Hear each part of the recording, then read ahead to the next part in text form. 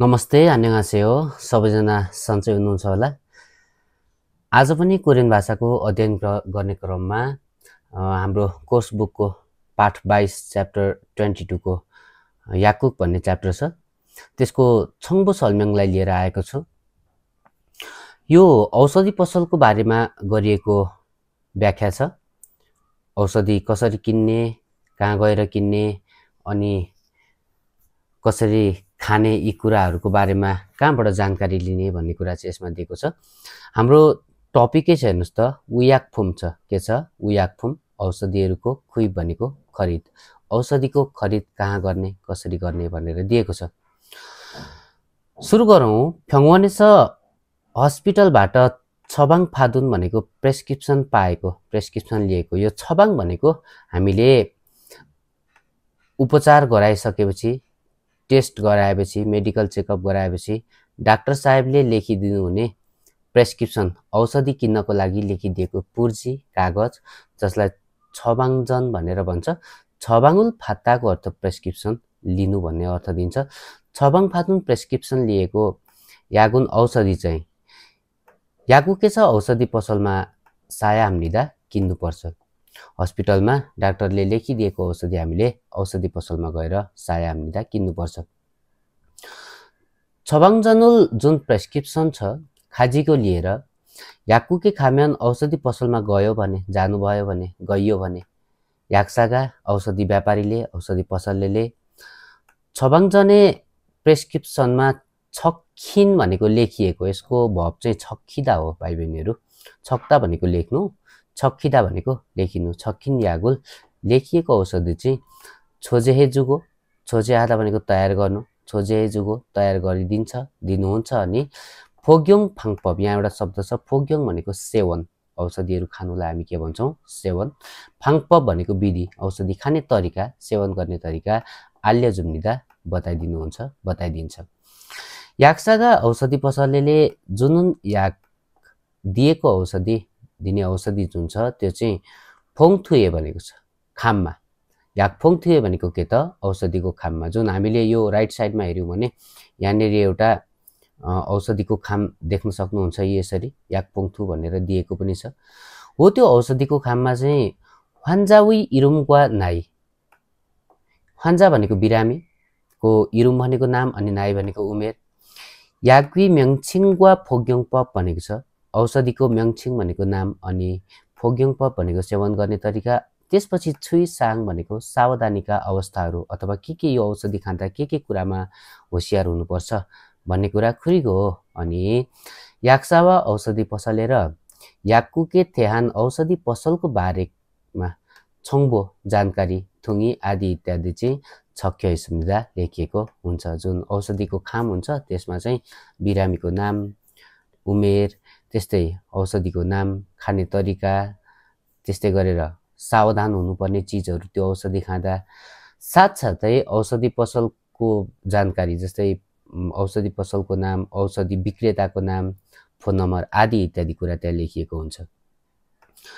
खान्दानान उयाकफुमुन साधारण औषधिहरू चाहिँ, नर्मल औषधिहरू चाहिँ विसावी डाक्टरको। छबाङजन औषधो प्रेस्क्रिप्सन नभए पनि, डाक्टरले लेखिदिएको नभए पनि, पुर्जी नभए पनि याकुके छ औषधि पसलमा छिकचप आफैले स्वयं, यो छिकचप भनेको प्रत्यक्ष आफैले स्वयं डाइरेक्टली खुइभाल सुई सुनिदा खरिद गर्न सकिन्छ। औषधिहरू दुई खालका हुन्छन् नि भाइ बहिनीहरू। एउटा चाहिँ प्रेस्क्रिप्सन हुँदा मात्रै अलिकति जटिल रोगहरू हुन्छन् नि, सिमान फ्योङ भन्छौँ हामी, जटिल रोगहरू, अलि सिरियस टाइपका रोगहरू, त्यस्तोमा चाहिँ डाक्टरले लेखिदिएको औषधि मात्र किन्न पाइन्छ। जुन छैन भने चाहिँ हामी औषधि पसलमा गएर सिधै खरिद गर्न सक्दैनौँ, चेकअप पछि मात्रै पाइन्छ भने साधारण औषधिहरू नर्मल्ली पनि किन्न सकिन्छ। हाम्रोमा पनि त्यस्तै छ, त्यो चाहिँ प्रेस्क्रिप्सन बिना पनि खरिद गर्न सकिन्छ भनेर यसरी हामीलाई पहिलो प्याराग्राफमा दिएको छ। त्यसै गरी हामी लागौँ दोस्रो प्याराग्राफमा।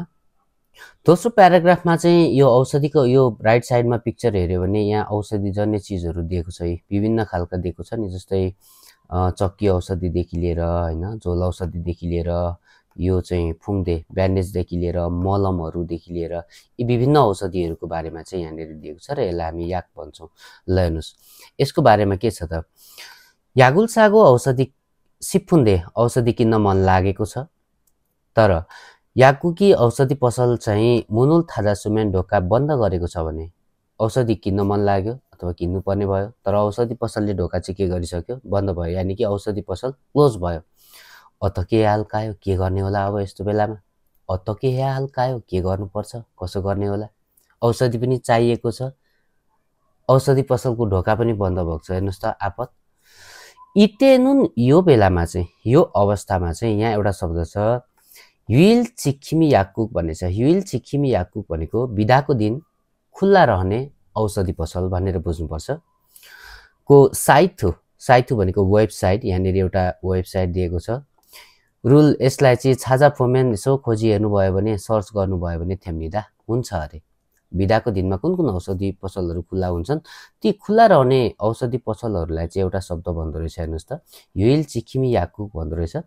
र यो औषधि पसल कहाँ कहाँ हुन्छ त भनेर हामीले वेबसाइटमा गएर खोज्न सक्यो। नुजुनफामे अबेर राति मुनुल यनुन ढोका खुल्लै रहने याकुकिना औषधि पसलहरू अथवा युइरिना छुमारेदो, युइल भनेको बिदाको दिन अथवा छुमारेदो सप्ताहमा पनि, विकेन्डमा पनि, मुनुल यनुन भनेको खुल्लै रहने, ढोका खुल्लै रहने याकुकुल औषधि पसललाई चाहिँ छियक फ्यल भनेको क्षेत्र अनुसार, यसरी ब्यल आयो भने अनुसार, जस्तै छोङ्न्यु ब्यल भन्यो भने प्रकार अनुसार हैन, खुगी ब्यल भन्यो भने साइज अनुसार भने जस्तै यो छियक भनेको क्षेत्र एरिया, छियक ब्यल क्षेत्र अनुसार, सिगान्दे ब्यल्लो भनेको समय अनुसार, सोनसिप्के सजिलै गरी, यो सोनसिप्केको अर्थ सजिलै गरी खम्से कालसुई सुनिदा सर्च गर्न सक्नुहुन्छ, हजुरले खोज्न सक्नुहुन्छ। यो वेबसाइटबाट चाहिँ हामीले के त कसरी औषधि नै आउने हो त? नो, त्यस्तो चाहिँ होइन कि। तपाईले यो वेबसाइटमा गएर हेर्नुभयो भने चाहिँ के देख्न सक्नुहुन्छ भन्दा त्यहाँ ह्युइल चिक्खिमी याकुकको लिस्ट देख्न सक्नुहुन्छ। जुन औषधि पसल सबै त खुल्ला हुँदैन नि, हैन, सबै खुल्ला हुँदैन। अनि आफ्नो एरियाबाट कुन कुन क्षेत्र अनुसार नै यो ठाउँमा यो फार्मेसी भनेर जुन दिएको छ त्यो फार्मेसी चाहिँ बिदाको दिन पनि अथवा समय अनुसार नि राति अबेर यति बजेसम्म भनेर पुरै जानकारी दिएको हुन्छ। त्यो जानकारी लिएर आफूलाई नजिक पर्ने, आफूलाई सुविधा पर्ने औषधि पसल खोज्दै गएर रातिको समयमा पनि, बिदाको समयमा पनि हामीले के गर्न सक्दो रहेछौँ, औषधि किन्न सक्दो रहेछौँ। यहाँको सबैभन्दा इम्पोर्टेन्ट चिज एउटा लाग्छ मलाई, ह्युइल चिक्खिमी याकुक भनेको बिदाको दिनमा पनि खुल्लै रहने औषधि पसल। त्यसै गरी तेस्रो प्याराग्राफ, अन्तिम प्याराग्राफमा जान्छु। यहाँ एउटा शब्द छ आन्जन साङबिवी याकफुम भन्ने छ।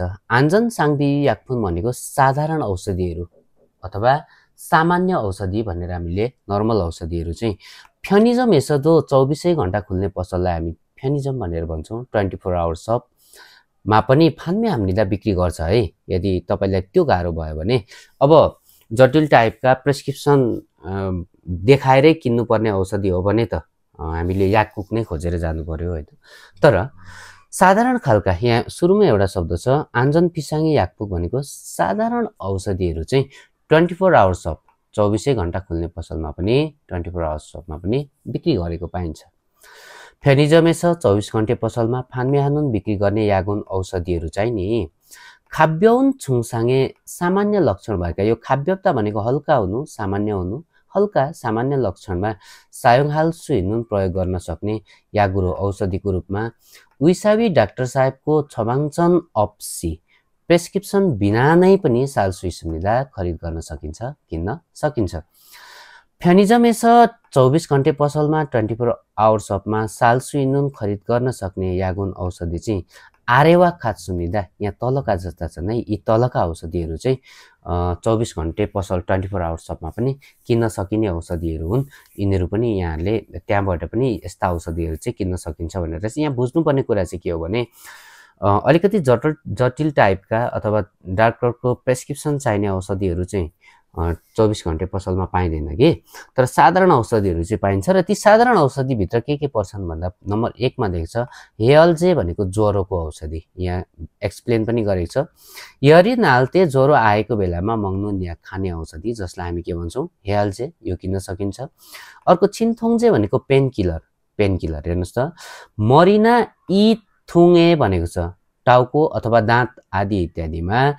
थुङजोङी भनेको दुखाइ अथवा पेन, सुल्ते भएको बेलामा, दुखेको बेलामा मङ्नुन याक खाने औषधि यो पनि किन्न सकिन्छ।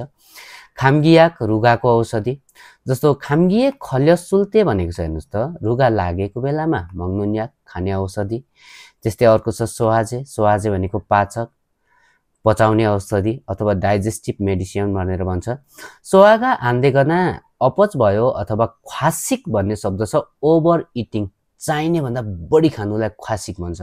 थुङ्गुरो आदि इत्यादिका कारणले गर्दा फेगा आफुल्ते पेट दुखेको बेलामा मङ्नुन याक खाने औषधि जसलाई हामी सोहाजे भन्छौँ, यो पनि 24 घण्टे पसलमा किन्न पाइन्छ। अर्को छिसाजे छ, छिसाजे भनेको पखाला लाग्दा खाने औषधि। सल्सारुल पखालालाई मम्छुगे हागी उइए भनेको छ हेर्नुहोस्, मम्छुदा भनेको बन्द गर्नु, रोक्नु, पखाला रोक्नका लागि भन्ने अर्थ, मङ्नुन याक खाने औषधि भन्ने अर्थ, यो पनि किन्न सकियो। त्यस्तै फास, फास पनि किन्न सकिँदो रहेछ। अब फास भनेको चाहिँ के छ बुझौँ है त।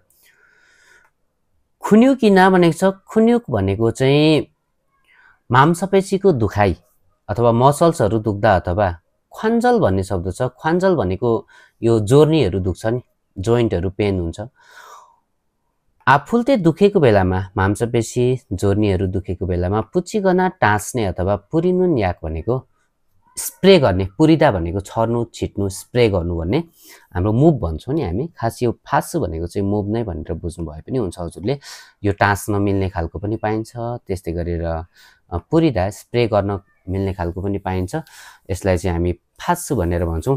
जस्तै यहाँ फाइनली हेर्नुहोस् त, यो 24 घण्टे पसलमा चाहिँ नि यस्ता जस्तो ज्वरोको औषधि, छिन्थोङ्जे पेन किलर, खाम्गियाक रुगाको औषधि, सोहाजे भयो पाचक होइन डाइजेस्टिभ, त्यस्तै गरेर छिसाजे भनेको छ पखाला रोक्ने औषधि, अनि फास अथवा फास जस्ता औषधिहरू चाहिँ हामीले खरिद गर्न सक्छौँ भनेर यसरी हामीलाई पाठ 22 को छङ्बोमा दिएको छ। आई थिङ्क तपाईँहरूलाई केही सहयोगी हुन्छ होला।